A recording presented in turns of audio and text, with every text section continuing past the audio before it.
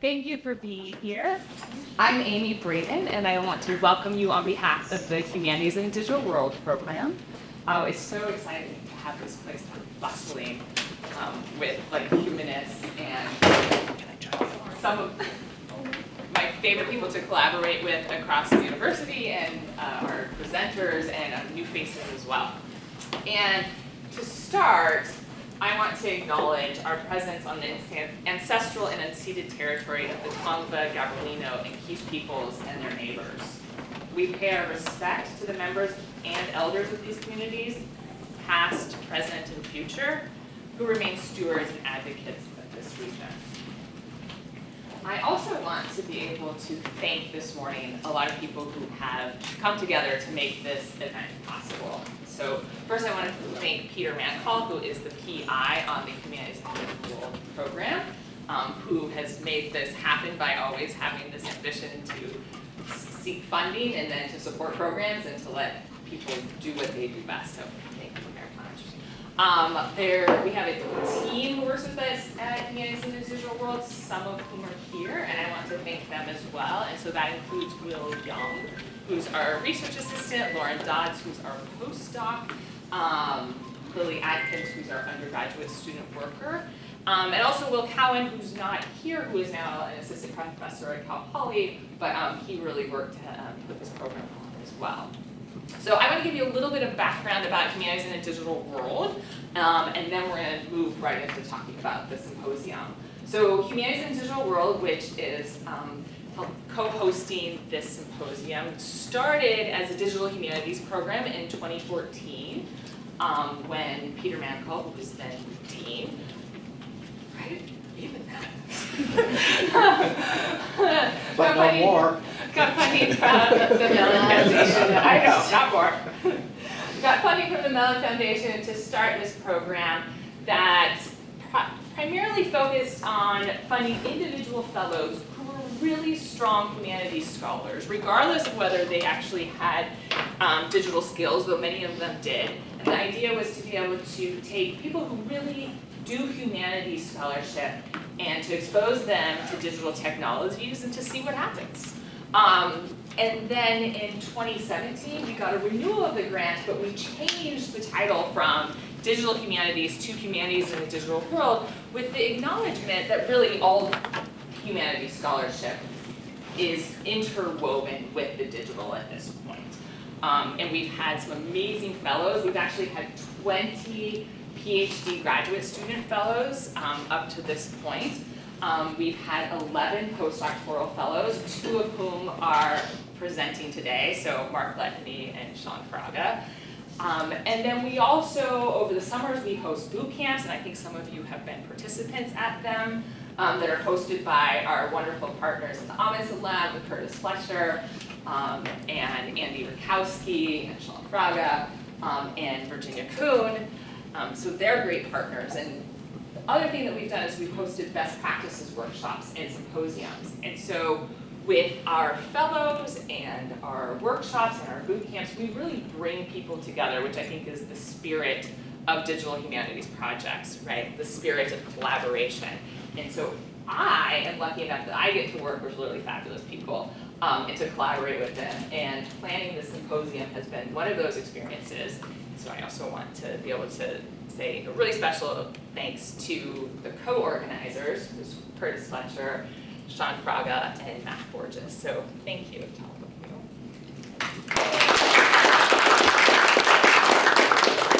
you. We agreed that we'd start this morning by talking about our goals for the symposium. On board with that still? Sure. Okay.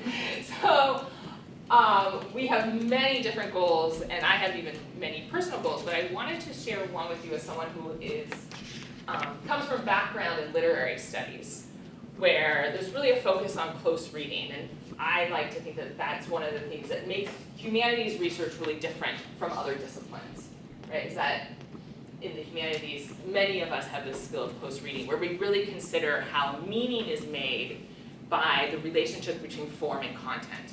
And that form is just as important as content. They're sort of interwoven, you can't take them apart. And so that the form of something, or the medium, of presenting content really shapes and is part of that knowledge.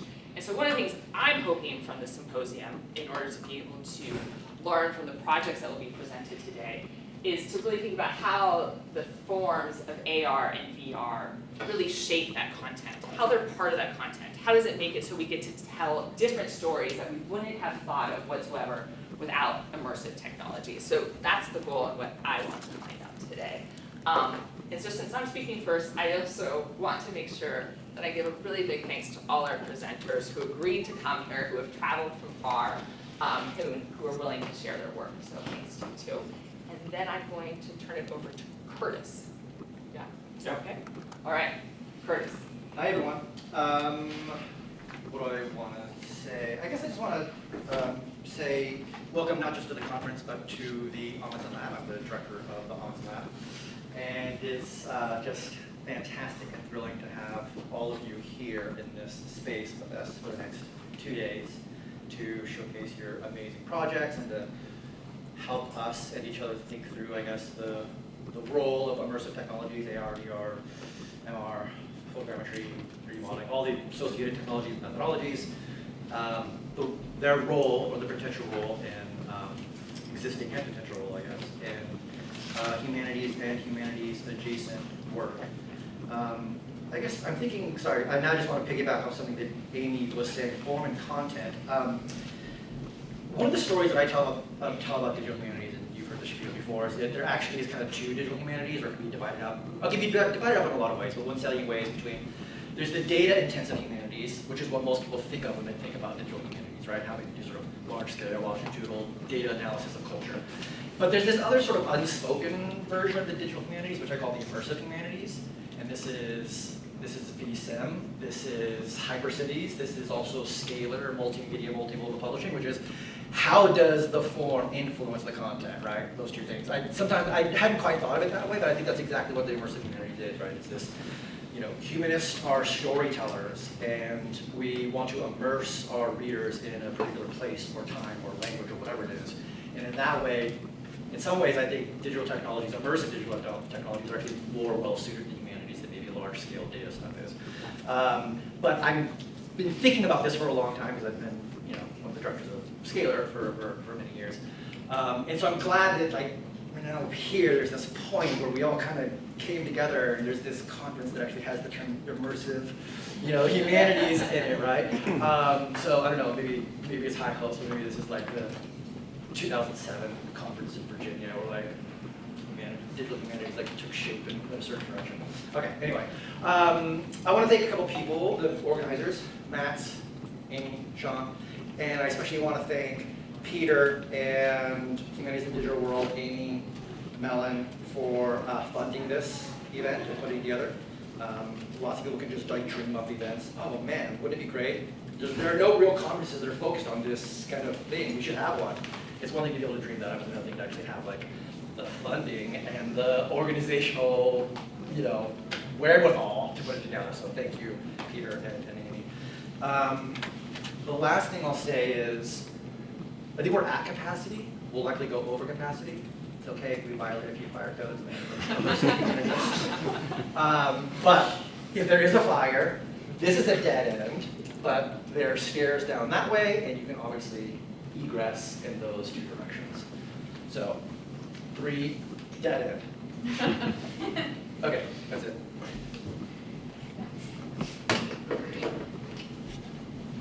Hello. This is exciting. Oh my God, this is so cool. And one of my favorite things about digital humanities is the craft and the digital projects. I'm really excited to see the project themselves and to hear a little bit of shop talk.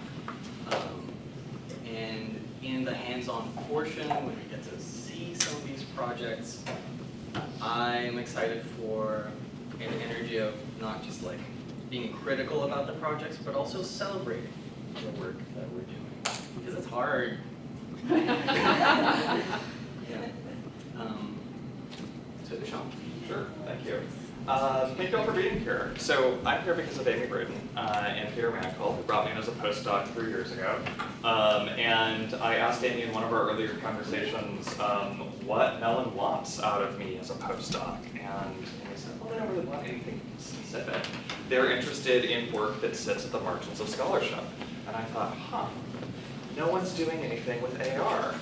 And I was wrong about that, as several of the presentations today will show. And I feel so fortunate to have found an immersive humanities community, and I hope through this conference to help build that up further.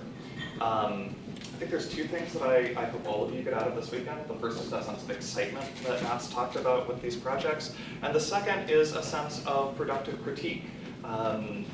Immersive technologies are exciting because we don't know what they're good for yet. And there are these awkward and gawky parts of them where the potential is so clearly there and the technology is sometimes there.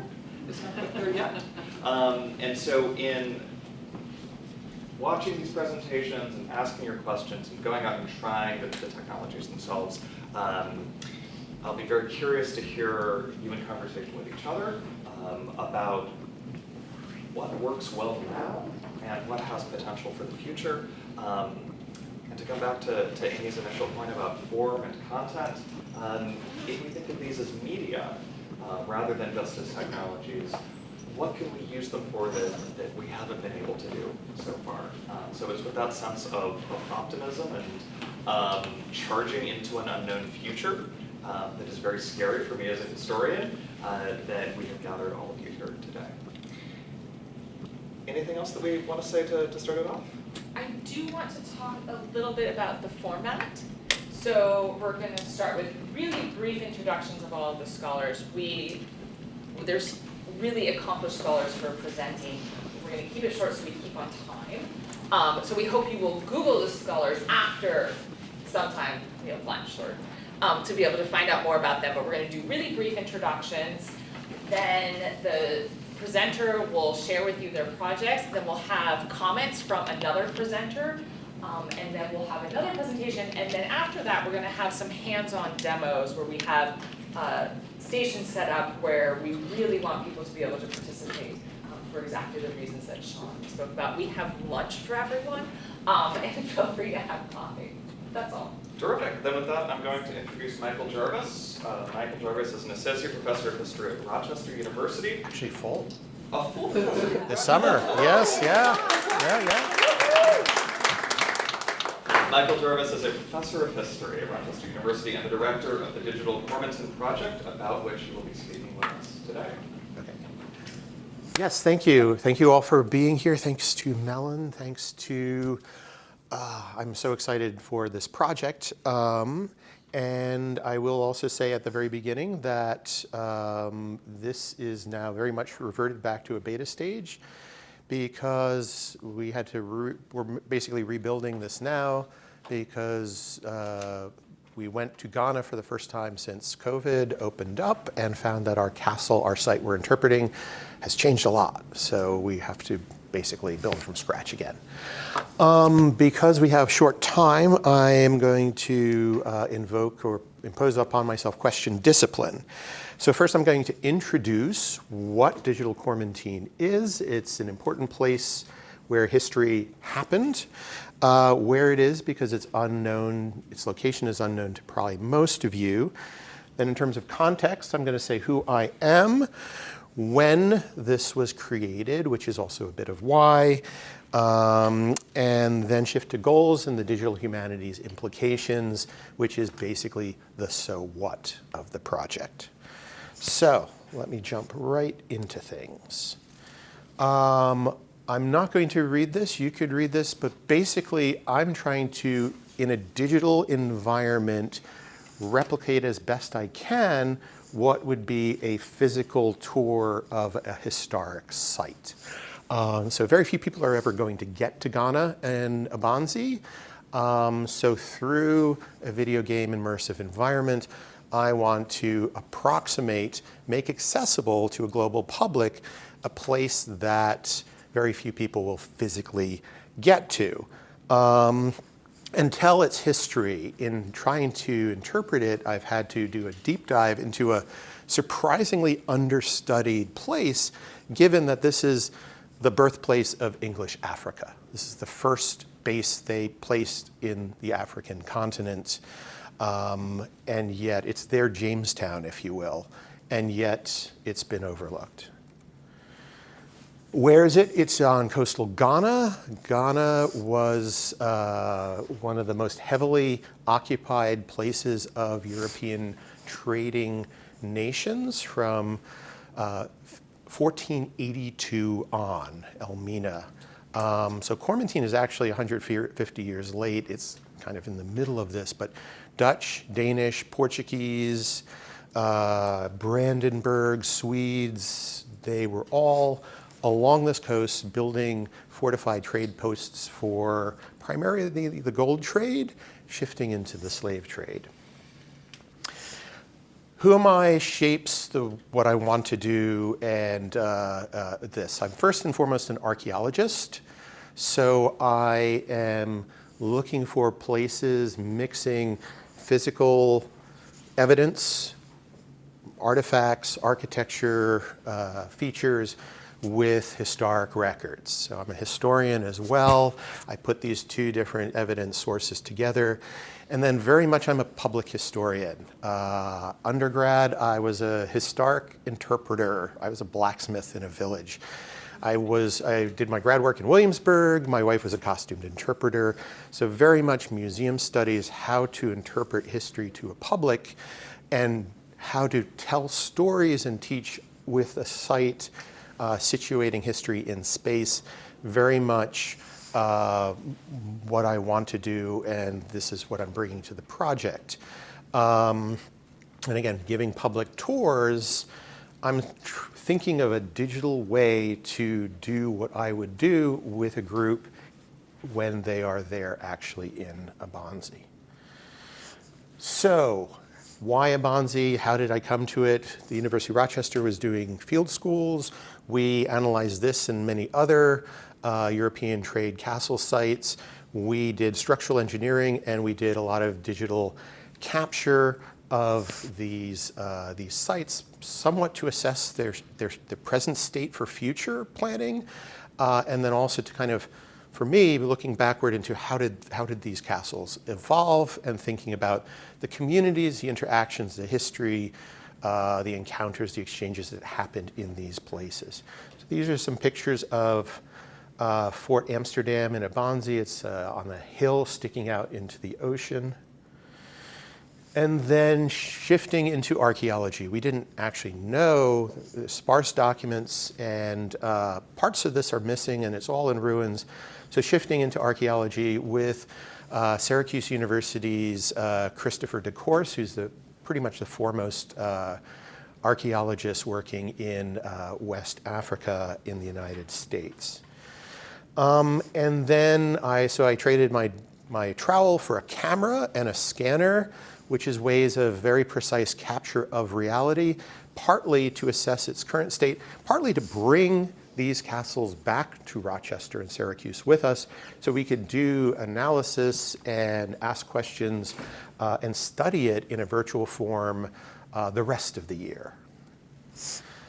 And the moment that I got the NEH grant that has funded this project, 2021, put imperatives in this. Museums had closed all over. Global travel had ceased. And so the importance of using a digital means to make a absolutely impossible site to get to very much came to the fore. So on the one hand, very few people have the time and the money to go to Ghana to do this in real life. But even if they could, the global pandemic made even that impossible. The second thing, 2021, 2022, this as the birthplace of English Africa is critical, an important central site in African American history, African diaspora history, and yet nobody really much knows about it. And so some of the visitors who come to Ghana are very much African Americans. It's called roots tourism, and they are really connecting in a much more than intellectual, casual way with these sites.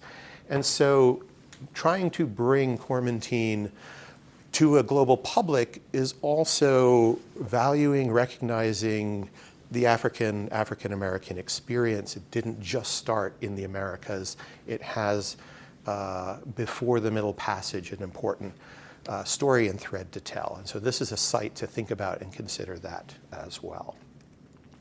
And that's also the audience, form and function. The media you choose also is shaped by who you want to reach. What is the best media, what the best digital path to getting to who you want to experience as you think about and design the experience you would like them to have.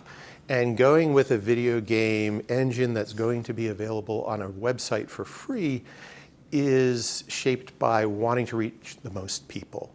So you could have a very powerful VR experience of this, but then the cost of VR, and there's lots of barriers. So to reach the most people, we've kind of chosen this particular form. Now there's a lot of things, a lot of moving parts, a lot of things that have emerged from the making of this, choices of interpretation, things prompting research. I want to make this as photorealistic, as most approximate of physically being there as I can. It's also actually 3 different tours. The first tour, and if we get this all done by December, I'll consider it a success, is being there today. What would you see if you walked around it? The second tour, which we have captured already, is being there in the summer of 2019 when we excavated and we analyzed. So you do the first tour, learn about the site.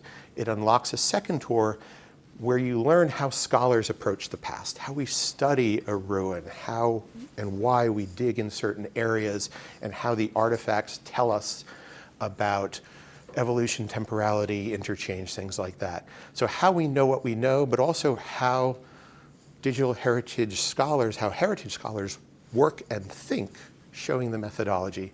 The third tour, the most ambitious, is using that information to model the building, the fort as it was in around 1790, to basically digitally reconstruct it, to rebuild it, to restore the floors, the roof, the windows, everything like that, to put you in a reconstructed space based on the research from the second tour. The way it has emerged, I'll skip some of these things, but this is also, I think, a hybrid popular academic format in that what gets presented to the user is based on an awful lot of research. We can kind of, if you will, footnote everything we are saying. We have a companion website where those documents and those essays will be in place. So on the one hand, it's a scholarly, research-informed presentation, as opposed to sometimes some of these sites when you're guided. Let's just say that it's hard to factually ground some of the things you might hear if you're physically there in Ghana at some of these sites. And it's sort of telling the story with you virtually being able to see where the story is being told. So you're sort of with a person interpreting. And we initially had just invisible text. But in the design, we discovered that we have to make meaning. We actually have to design and set up, not just simply have this world and pop somebody into it, but design a way to make them mindful, to make somebody open and responsive to, and to plant some questions to think about what it is they're going to see. So fairly late, we came up with an intro video, which I'll show you in the demo. And then basically we came up, borrowing from video games, with the idea of assigning a persona of a young person on maybe a gap year, traveling around, assuming no knowledge whatsoever about the site ahead of time. And the way a young traveler would probably interact with the site in the physical world would be through something like AR. So we have this phone, and this is where, as you walk through the sites, we're basically interpreting different points through the medium of a smartphone that has, in some ways, 1 and 2 sentence conversations with you. So it's much more like somebody talking to you about the place. But your phone in the video space is the way you're doing it. And it's wonderful because you can bring in videos, you can bring in images, you can in fact give a better tour in virtual space than you probably could in real space. So this is like a video game AR experience when in fact in the real world there is not an AR experience like this, but this fits the persona. And this is sort of making meaning. So rather than just have a space to think about, meaning invests it, turning it into a place means experiencing it, processing it in your own head, making it yours, making it something that you're familiar with and therefore will remember and incentivize you to care about. These portals, this information is also part of the interactivity of it, so it's not just simply a story told to you. The user actually is making the story happen. The portals aren't in a particular order. There's a whole nother conversation about the explosion of a narrative and authorial linear intent gets blown up when you actually have many little snippets that all have to be able to stand alone and could be encountered in any particular order when you array them on the landscape. So I'm very much thinking, at first it was just let's make a realistic space and let people see it. And then the more I read, the more I thought, the more design, psychology, thinking goes into crafting, curating a meaningful experience that's going to connect with the user, the visitor for this.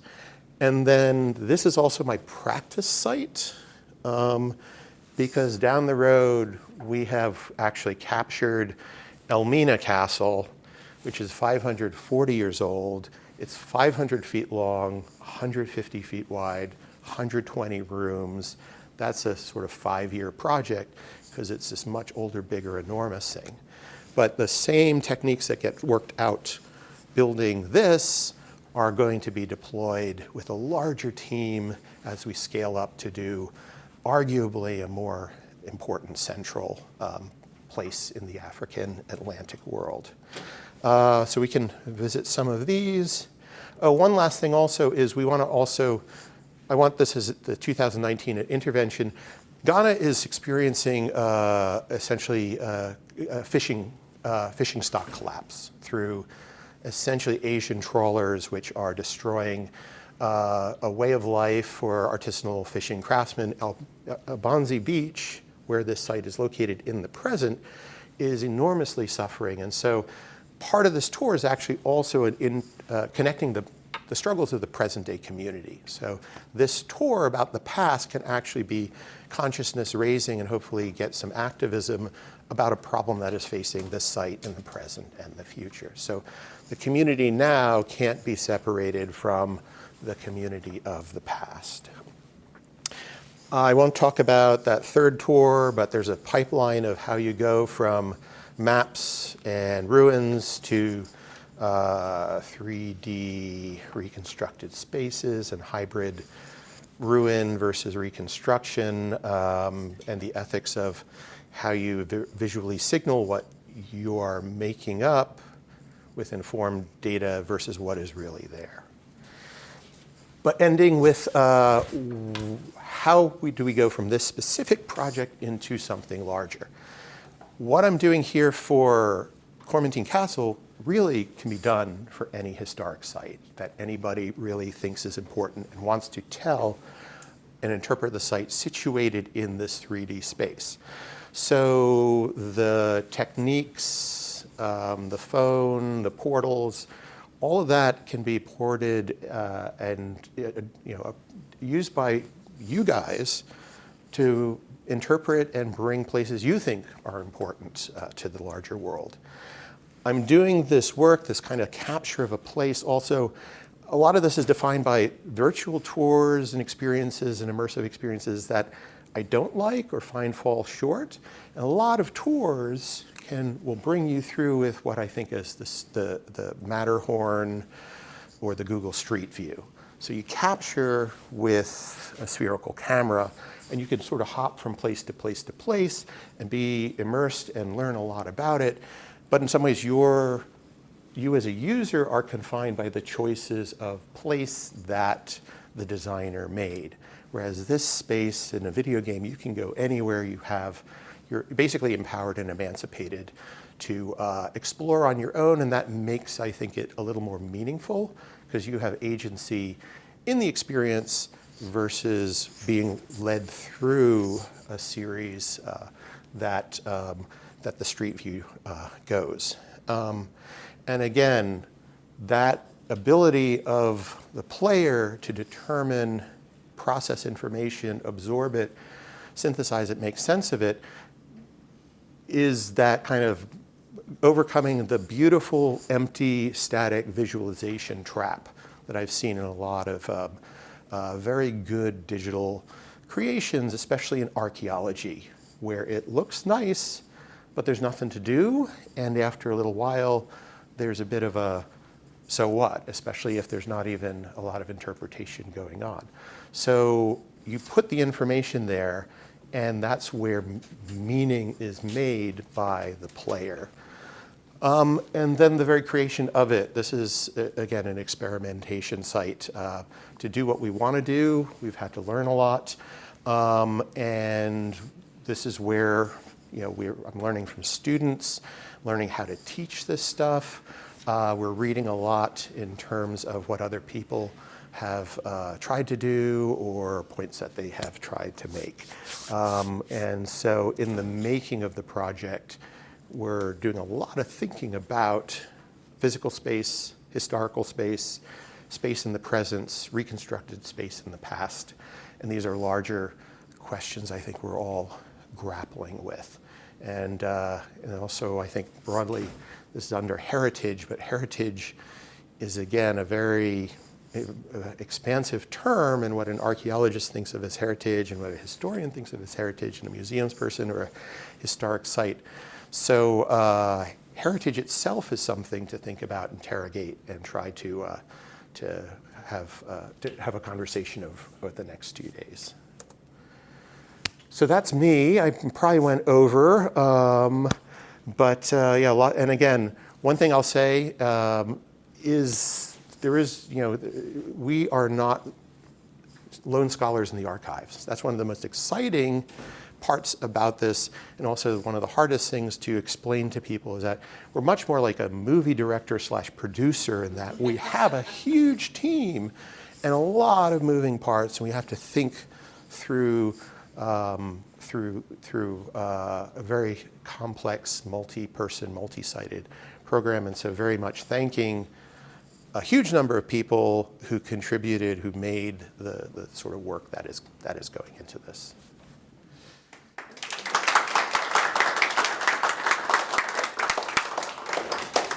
So before we take questions, I want to introduce Eric Heller. Eric is faculty in the anthropology department here at USC. He's the coordinator of the Canyon Country Cultural Landscapes Virtual Reality Collaboratory Project, which he'll be telling us about tomorrow. Here he is going to comment on the Digital Kormantin project. Well, thank you. I have to say this project is incredible, I think, in terms of scope and scale and ambition, and I really applaud your attention to the medium itself as a way to invest users and potentially an entirely new way of making meaning and interacting with cultural heritage. So it's incredible. I have the advantage of being able to read a little bit about it, and the technical aspects are insane. Dozens of laser scans, right? Tens of thousands of images used to create this. So really amazing on the technical side. I think I have a couple of questions for you before we kind of open it up to others here. And I'm particularly interested in the divide that you acknowledge between the local site tour and the kind of information that an individual will be exposed to there versus your more, as you say, like kind of historically grounded experience through Digital Kormantin. And I wonder, are you thinking of how to kind of maybe merge or acknowledge the alternative narratives that one might be exposed to, in the physical world with the experience, or is that something you might keep separate? Or? Again, once the digital space, if you will, the stage is set, you could craft any number of tours. We could, with a spherical video camera, follow around a Ghana Museums and Monuments Board person and capture them speaking in space. Although we have the camera, you could also do voiceovers or video. That's another potential option in this flexible space. The tension, and a lot of work has been done on thanatourism and roots tourism and this, and I've also worked with a lot of the guides at the site and can kind of anthropologically trace a bit of the disconnect in that most people are toured at Cape Coast Castle, which is huge, deliberately built as a slave trade castle. It has the famous door of no return. So it was very much a slave trade, first and foremost, site that came fairly late into what was called the Gold Coast for the longest time. So people get trained on one site, and then they get sent out to these smaller satellite forts, and they essentially tell the Cape Coast story, and they try to fit it into whatever the local fort is. So Fort Amsterdam, for instance, has a door of no return, but when you look at a map, it goes into an interior space. It never actually went to the outside. And so, you can diagnose sort of how and why the discrepancies occur. And then, as you said, it's kind of tough to say, does my tour, say, call out? I'm still thinking through how to reconcile or let a user reconcile different things said about the same place. And as we know, this is a question of who has authority. But I can at least say all of the things I have and say in that phone to people. They're drawn from various records or archaeological assessments or assessments of the architecture of the building. But no, it's a tough thing because, especially in heritage, we have sites that change over time and are sites of different activities over time, and a tour tends to collapse that and simplify a place to just one, the danger of a single narrative. Yeah, absolutely. Thank you for that. And I think my next question, or my last question for you is, I'm very curious about the decision to assign the user a persona. And I wonder how that, in your kind of conversations or thoughts about the user experience here, how does that affect or influence the processes of meaning making that you want your users to engage with? Mm-hmm. So I borrow from a very effective technique. So as we were making this, for the longest time, you just spawn in front of the castle. And when we would demo it to people, they would just, they just had lunch, they had class, they're sitting down, suddenly, boom, they're here. You have no idea where they are, or there's a castle in front of them. In some ways, you're not mentally prepared to really, so we stopped and we thought, how can we create a break between wherever you were and what we're doing and go into this in sort of a mindful, open way. And I think of the movie Up. Anyone see Up? The first 4 or 5 minutes of Up, not a single word is spoken, but man, does that powerfully affect you. There's a game called Firewatch, where essentially you're in the middle of nowhere, it's an indie game, they set you up, but you go through the first 5 or 6 minutes where you're kind of working through a relationship, you meet somebody, then that relationship kind of falls apart, and there are choices you make, but they kind of don't matter.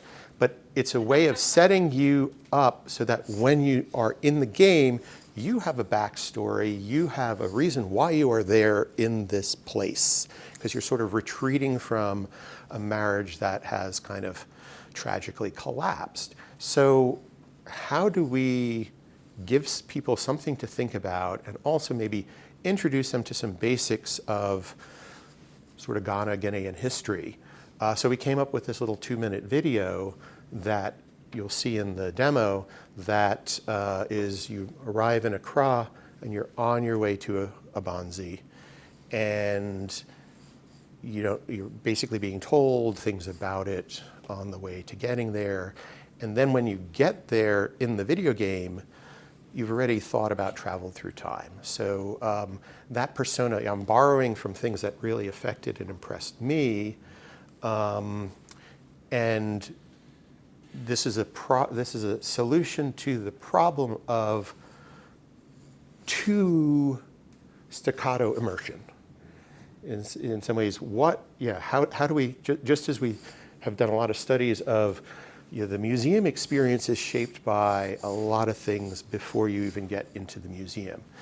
Our digital interventions are also, the people who get into them, how can we better situate them to enjoy most think about the worlds we've created and we want them to experience. So it's a bit of design trickery.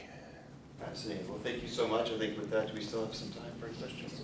We do. We'll open the floor to questions. Anyone who is curious? Matt? Yeah. What's your target audience, and what are your plans to get this developed? Well, it starts here today. This is the American premiere of this.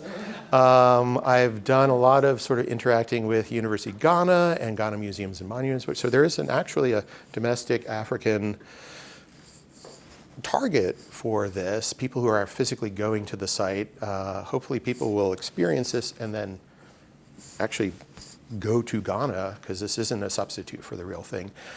It is broadly a global public.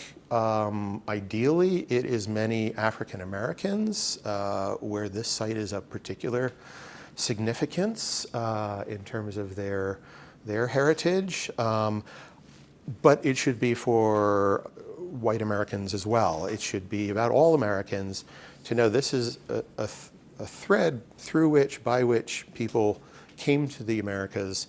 And so it's assuming really not historical information. It's trying to reach, I don't know, an eighth grade audience, but a global public, anybody who can find the site and through WebGL streaming experience this tour. So there's a website that's an archive. It's also the portal through which you experience this, and hopefully the two work together. You see this, you want to learn more, then you go in the archives and can get into the details. Could be used in classrooms, therefore. But yeah, you're right in that getting the word out, getting this known, getting people to actually use the thing you create is maybe one of our biggest, toughest challenges, followed only by keeping it up and alive 2, 3, 5 years from now as technology and software changes. Yes, Lynn. You talked about global public. How are you handling multiple languages? So the space is there. Each of these phone captions, the sort of text that goes through, can be rendered in Twi.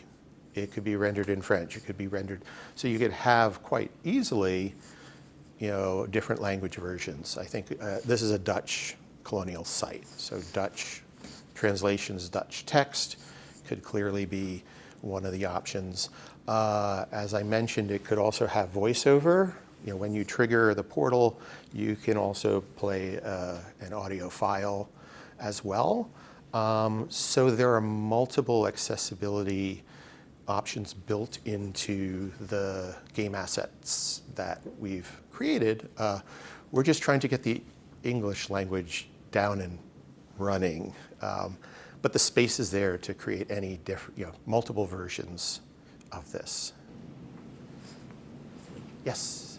Okay, I wrote my question down and then scratched it all up, so we'll see. Okay. The conversation, not a question. What does this archaeological site of extraction from the continent contribute that's new to African American history and virtual heritage tourism, and how do you translate that to your target audiences? So, a lot of that is within the telling of the story on the site. So, one part is there were basically 15 or 20 sickly white guys here most of the time. And there were 40 to 50 African people who sometimes were from hundreds of miles away, but they were sort of owned by the companies and living and working on the sites, not subject to the transatlantic slave trade.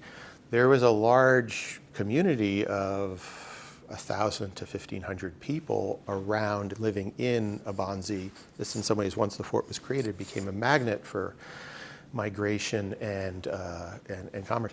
So one of the big stories is these castles look strong, but in fact were incredibly dependent on the local community. And for anthropologically, archaeologically, for me, the story of the sustained relationships of these sites over 200-300 years is as important as the story of enslaved people brought from the interior who briefly passed through these castles on their way to the Middle Passage and the Americas.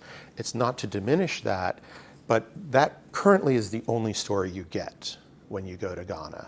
And these are much more complex sites, and they really show a European weakness and dependency that is kind of striking and surprising.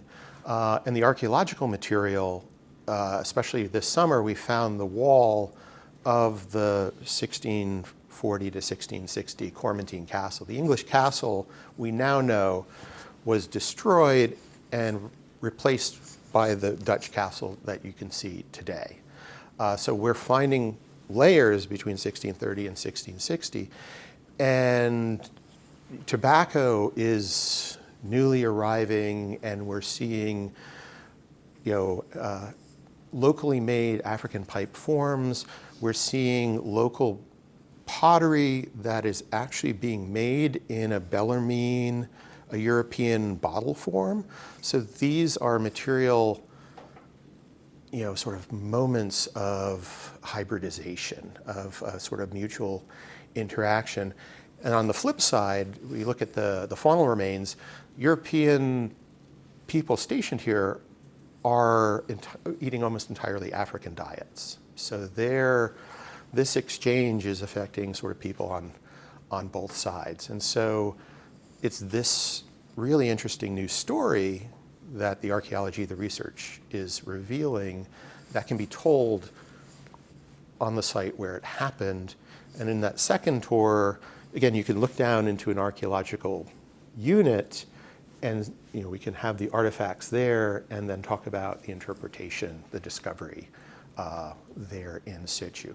So those are some of the things, but you're right in saying we have many, many stories. Really effectively, we really have to kind of pick a few and the best, because a scholar, we can write a 300-400 page monograph. In a video game, you have probably 20, 25 portals tops before people say, oh yeah, that's too hard, didn't play, sort of thing. So you have to balance, be very judicious in what material you use and how much you can use.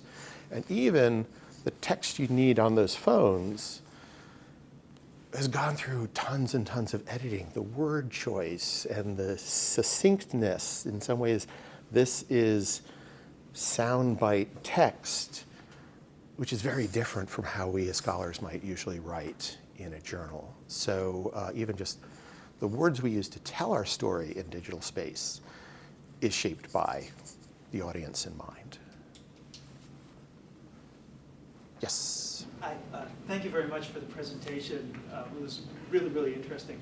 I wanted to ask about the very, very important distinction that you were making between sort of the Google Street Maps photographed reconstruction versus a more immersive digital environment that runs on a video game engine. And I love, by the way, the term that you're just embracing the term video game and not avoiding that, which is a tendency you see a lot in scholarly projects. But in a lot of ways, video games have laid the foundation for this sort of work. I guess this is kind of maybe piggybacking a little bit on your the first question about meaning making. So I've worked in both. And I agree with your preference for a video game environment just because it gives a user more agency. And I'm very, very familiar with this challenge of, okay, we make this thing for you to walk around in, and people kind of say, so what, right? Like, you got to fill it with meaning and things to do, right? That's what people expect. So I wanted to ask a little bit more about the sort of things that there are to do to sort of, pull, you're pulling a user through a narrative and telling a story. And I'm also particularly interested, because you put such an emphasis on affect, on whether or not we see other people while we're going through this experience. Because enslaved people are such an important part of the story, as well as the enslavers. Do we interact with them? Do we look in their eyes? That seems to make a huge difference in terms of how this is going to hit somebody. Wow, there's several things there. Sorry. Video games. So actually, yeah, I've done a lot of studying and thinking about video games. James Paul G. and how it teaches. Jane McGonigal. Elements of a game in that, it has goals, it has a feedback system, it's a voluntary experience. Nobody's required to. And then it's its own new media because, unlike film or anything, you have to interact with a game to make it. A film will play whether you're watching it or not, and you can't affect it. So the procedurality. So things like, we have a mini-map that helps you see where to go. We have a number of X number of Y portals, and you have an inventory counting system. So there are, playing on people who have played a lot of video games and the expectations they're bringing to it. We're sort of using some gamified elements to it. The fact that you have to complete Tour 1 to unlock Tour 2 is playing into a lot of incentivizing it. You could build in things where to get from port A to port B, you maybe ask questions and therefore have to essentially give information. I'm less inclined to do that because it seems more like a lesson plan, and kids can snuff out a video game, sort of a lesson plan posing as a video game from a mile away. They're not very well done. So the voluntary play and the rather than banking information, the kind of free form absorbing much more meaningful information that public history encourages. So yeah, it's video game, not in a frivolous, wasteful way, but video games. It's a term. The term bugs me. It's like saying film. Film is good or bad. Like, no, there's a million genres or documentaries. So video game goes from, walking simulators, puzzle games, everything from, the little 5-minute wasting time in line on your iPhone to a huge, immersive, beautiful Red Dead Redemption 2 or something like that. So, yeah, video game is what it's doing. I'm using video game design techniques in here. We shouldn't shy from that. People. Your second. People, yes. So that's really tough, and that's also having avatars and programming NPCs, and that is a lot of. I have a very small team and a very small budget, and so making use of that side isn't something technically I can do. That's something that needs to be in that 1790s, if you will. I need to level up several times before I can build that 1790 build. Right now, you are dropped off at Abandze, it's middle of the day, nobody's around. Partly to solve that problem, that's the motif. But we spent a lot of the summer capturing ambient sounds, the birds, the oceans, the people working on their canoes, the sounds of chopping wood and street. So we're filling in wind, we're hitting as many senses as we can, but the dynamism of people is not there. In some ways, you just get the approximation of a person in the phone. So you are having a conversation, but it's a digitally mediated one. So if you have programmers and if you have NPCs, and I'd love to eventually get there, but it raises a whole nother host of putting words in people's mouths, putting ideas in people's heads. It's much more dynamic and perhaps meaningful to interact in a dialogue system in a video game-like way. But to be historically true and grounded, it's really, jumping into that shadowy historic fiction world. And I'm not sure I want to go there yet. Okay, let's pause here. Thank you, Mike.